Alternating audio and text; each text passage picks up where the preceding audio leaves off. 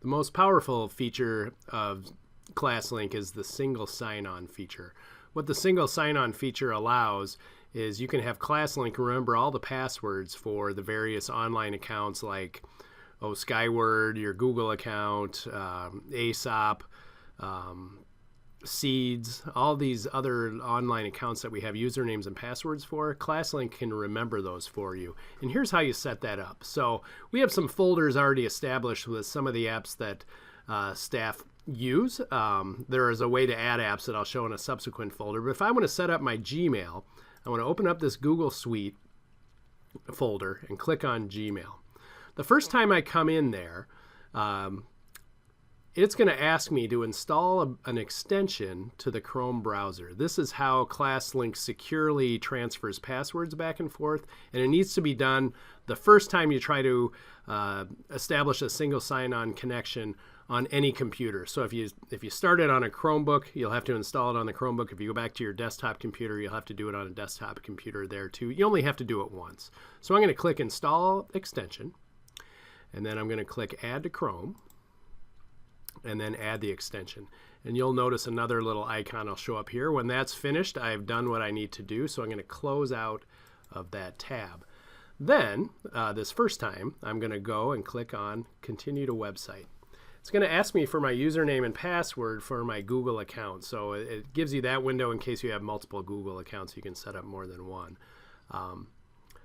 Now, it opened it up for me because I already had my Google account open, so if I close it and then do it again, it'll prompt me to put in my username and password. Not sure why it does that. I think I know why. The Chrome browser was remembering my email address because I'd been in there earlier today. But now I'm going to go in and enter my email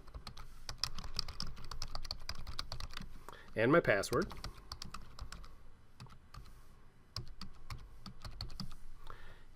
And hit save. Now it's going to open up my email. It'll make me choose which account it is. It says making magic happen every time, which is what that little extension is doing. Evidently it's magic. And it has opened up my email. Now I'm going to close it out just to kind of show you how it works. They call this the launch pad because essentially when I click on this, I'm going to do it again, it's launching me into a new tab for that app that I've asked it to load. Okay.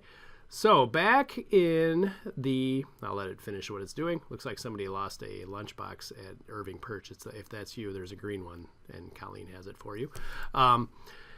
Back here, every app that we've preloaded for you that has a key on it lets you know, the key lets you know that it's a single sign-on app that requires a username and password. So if I click on Google Drive, I'm going to have to set it up as I just did with my email. Even though it's the same username and password, it's kind of like your phone. If you put the Google Docs app and the Google Drive app on your phone, you had to put the username and password in every time. Think of it kind of like that. So I'm going to put that same password in there. And now my Google Drive is established. I'll just double check that it worked. I'm going to close it out. I'll click on Google Drive. It'll ask me which Google account. Well, actually, it just went right in there.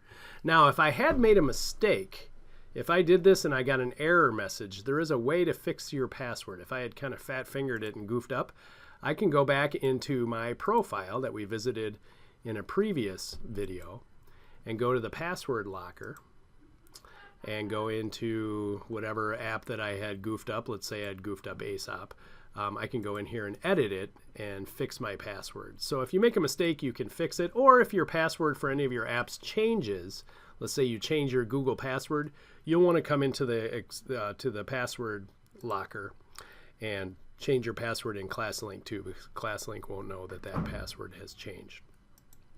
One other cool feature about the apps, now that I've established Gmail and Google Drive, let's say in the morning when I fire up my computer, those are the first two things I always open. What I can do is have ClassLink automatically launch those apps for me when I sign into ClassLink. And the way I do that, there's a couple ways, but the easiest way is to right-click on the app itself, go to Auto Launch, and turn it on. Let's say I want my Drive to also do that. I'll go to Auto Launch, turn on my Drive. If I now sign out, I'll sign out of ClassLink. Show you what that looks like. I'll close out of my Drive there too. If I sign back in,